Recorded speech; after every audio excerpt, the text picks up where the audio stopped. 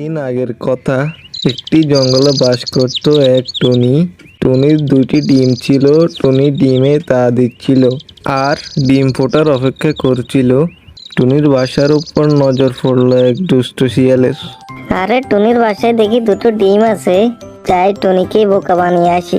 কি যে খুশি লাগছে আমার, কচি কচি দুটো ডিম। আজকে যেই করে হোক ওই ডিমগুলো আমাকে খেতেই হবে। এই বলে শিয়াল জোপ থেকে বের হয়ে টুনির বাসার সামনে গেল। কি রে টুনি, তোর ডিমগুলো ভালোই ভালোই খেতে দে আমাকে, নিচে ফেলে দে ডিমগুলো, তা না হলে আমি যদি গাছে উঠি ডিমের সাথে তোকে গিলে খাবো। শিয়াল হয়ে বানর মতো কথা বলছো, খুব মজা পেলাম। আমাকে বোকা পেয়েছো নাকি? তোমার কথা ভয় পেয়ে আমি কি নিচে ডিম ফেলবো? তোমার যদি ক্ষমতা থাকে গাছে উঠে খেয়ে দেখাও।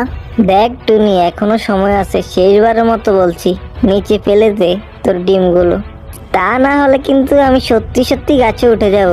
তখন কিন্তু ডিমগুলোর সাথে সাথে তোকেও চিবিয়ে খাবো। বললাম তো, তোমার যদি ক্ষমতা থাকে গাছে উঠে খেয়ে দেখাও, আমি দেখি তোমার কত বড় ক্ষমতা। শিয়াল মনে মনে বলতে লাগলো, না না, এইভাবে তো হবে না। ভাবছিলাম টুনিকে বোকা বানিয়ে ওর হচ্ছে ডিমগুলো খেয়ে ফেলবো, কিছুই তো হলো না। এখন আমাকে কিছু একটা করতেই হবে, আজ ডিমগুলো আমি খেয়েই যাবো। শিয়াল ডানে বামে তাকিয়ে একটি লাঠি দেখতে পেল আর তার মাথায় তৎক্ষণাৎ একটি দুষ্ট বুদ্ধি এলো। ওই তো একটা লাঠি পড়ে আছে, লাঠিটা দিয়ে যদি টুনির বাসায় দুটো গুঁতো দিই তাহলে ডিম সব বাসার নিচে পড়ে যাবে আর আমি বেশ মজা করে ডিমগুলো খাবো। শিয়াল লাঠি নিয়ে বাসায় গুঁতো দিতে লাগলো। তখন টুনি বলল, আরে শিয়াল, কি করতেছো? আমার বাসাটা তো ভেঙে যাবে, ছেড়ে দে আমায়। কি এখন কেমন লাগতেছে? বলছিলাম তখন শুনলি না, এখন মজা দেখ। শিয়াল লাঠি দিয়ে জোরে জোরে গুঁতো মারতে লাগলো। ফলে টুনির বাসা পড়ে যাচ্ছিল। টুনি তার একটি ডিম পা দিয়ে ধরলো আর একটি ডিম বাসার সাথে শিয়ালের সামনে এসে পড়লো। দেখলি টুনি, একটি ডিম তো পড়ে গেল, আরেকটি ডিম ভালো ভালো দিয়ে দে আমায়, নয়তো আবার লাঠি দিয়ে মারবো। তখন টুনি মন খারাপ করে কাঁদতে কাঁদতে বলতে লাগলো, কি করলি এটা? তুই আমার ডিম খেয়ে ফেললি। দেখ টুনি, তোকে আগেই বলছিলাম ভালোই ভালোই দিয়ে দে, তুই তো শুনলি না আমার কথা। এখন আর একটি ডিম সুন্দর মতো দিয়ে দে। শিয়ালের কথা শুনে টুনি রেগে গিয়ে বলল, বেয়াদব, আমি তোকে ছাড়বো না। এই বলে টুনি আরেকটি ডিম নিয়ে চলে গেল। আর তখন শিয়াল বলতে লাগলো, বেচারে টুনি, যাবি আর কোথায়? ঠিক সুযোগ পেয়ে খেয়ে নিব। একটি ডিম তো খেয়ে নিয়েছি, কি যে মজা লাগলো। যাই এখন অন্য পাখিদের একটু জ্বালিয়ে আসি।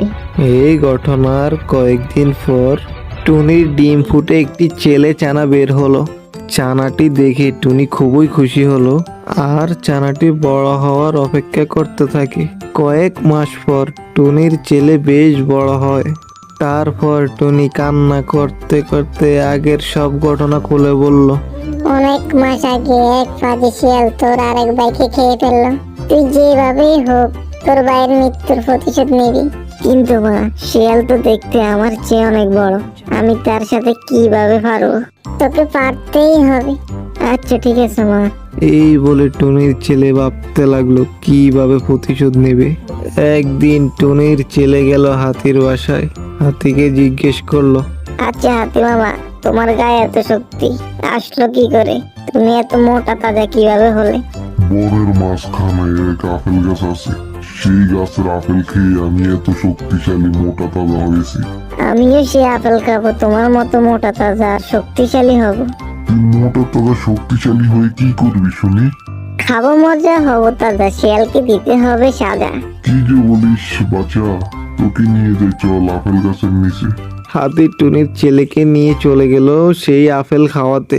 মামা, এতে দেখি অনেক আপেল, কি মজা, আজ তো মন ভরে খাবো, মোটা তাজা হবো। সে তো বেশ হবি, এখন কথা না বলে খাওয়া শুরু কর, ঝটপট যা পারিস খেয়ে নে।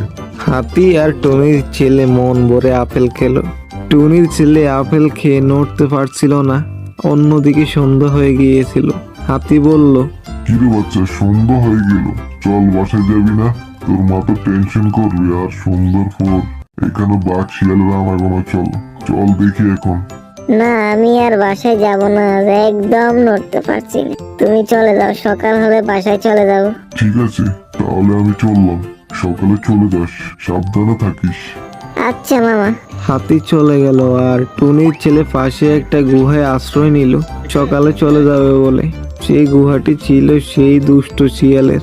শিয়াল গিয়েছিল শিকারের খোঁজে। সন্ধ্যা হতে শিয়াল তার বাসায় ফিরে এলো। টুনির ছেলে খুব ভয় পাচ্ছিল আর ভয়ে ভয়ে ভাবতে লাগলো, এত খেয়েছিস যে এখন আমি নড়তেই পারছি না। কেন যে এত খেতে গেলাম, এখন নড়তে পারছি না। দূর, কি দরকার ছিল এত খাবার। হঠাৎ শিয়াল টুনির ছেলের কথা শুনতে পায়। আরে আমার গুহায় কে এলো? ভিতরে কে রে? কে কথা বলছিস? আমার গুহায় কার ঢোকার সাহস হলো শুনি? বের হয়ে আয় বলছি। ওই দিকে শিয়ালের শব্দ শুনে টুনির ছেলে তো বেশ ঘাবড়ে যায়। কার গুহায় ঢুকলাম আমি? এই তো দেখি সেই শিয়াল। কি করি এখন? টুনি ডানে বায়ে তাকিয়ে দেখলো বাসায় একটা লাঠি আছে। তখন টুনির ছেলের মাথায় একটা দুষ্ট বুদ্ধি আসলো। কে রে তুই? প্রাণের ভয় নেই তোর? ভয় দেখাচ্ছিস আমায়?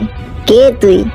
এটা আমার বাসা, এক্ষুনি বের হয়ে যা, না হলে আমি আসলে আস্ত গিলে খাবো। আর এমন বুকের ফাটা, কোন মামার কোন বেটা? মারবো তোর মুখে যাতা। আমি হলাম সিংহের মামা, খাবো তোকে আজ বাড়ি মজা, দিব তোকে আস্তা সাজা। শিয়াল ভয় পেয়ে গেল আর বলল, না, এ তো যে সে লোক নয়, আমাকে খাবে বলছে। না বলেও ভিতরে যাওয়া যাবে না, এক্ষুনি মাপ চেয়ে নি। মামা মাফ করে দিন আমায়, আপনি এখানেই থাকেন, আমি চললাম। আমি অন্য কোথাও বাসা করে থাকবো। না না, তা কি করে সম্ভব? আজ তো তোকে খেয়েই ছাড়বো। আমায় ডিস্টার্ব করছিস তুই? এত সহজে তো তোকে ছাড়বো না, দাঁড়া বেটা। এই বলে টুনির ছেলে বাইরে আসতেই লাগলো। ওই দিকে শিয়াল তো ভয়ে পালাইতে চাইলো। ঠিক তখন টুনি শিয়ালের মাথায় আঘাত করলো। ওরে বাবা রে, মরে গেলাম রে, মরার আগে এক্ষুনি পালাই। শিয়াল দৌড়ে পালালো, ভয়ে পিছনে তাকালোও না। দুষ্ট শিয়াল, আমার বাইকে খেয়েছিস, একদম উচিত শিক্ষা দিয়েছি তোকে। হা হা হা হা হা। এইভাবে টুনির ছেলে তার ভাইয়ের প্রতিশোধ নিল আর বনের সবাই শিয়ালের হাত থেকে মুক্তি পেল। বন্ধুরা, আজকের গল্প এই পর্যন্ত। আমাদের গল্পগুলো যদি ভালো লাগে তাহলে চ্যানেলটি সাবস্ক্রাইব করে পাশে থাকা বেল আইকন অন করে রাখুন পরবর্তী নতুন নতুন গল্প পাওয়ার জন্য।